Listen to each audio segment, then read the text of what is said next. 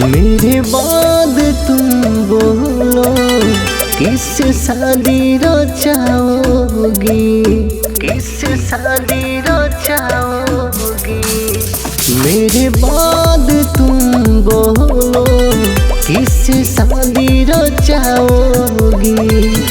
हमको तो रुला ही चुके, हमको तो रुला ही चुके, कितनों को रुलाओगी। मेरे बाद तुम बोलो किससे शादी रचाओगी। मेरे बाद तुम बोलो किससे शादी रचाओगी।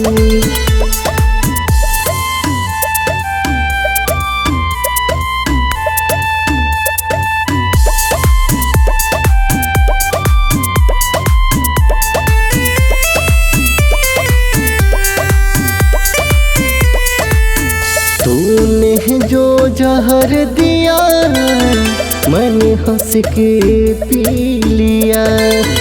हर दर्द सितम का पी मैंने हंस के जी लिया, मैंने हंस के जी लिया। तूने जो जहर दिया मैंने हंस के पी लिया।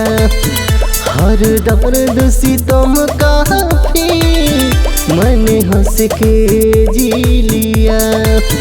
इस आवारा दिल को, इस आवारा दिल को कैसे समझाओगी।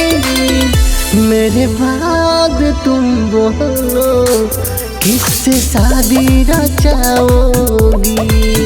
मेरे बाद तुम बोलो किससे शादी रचाओगी।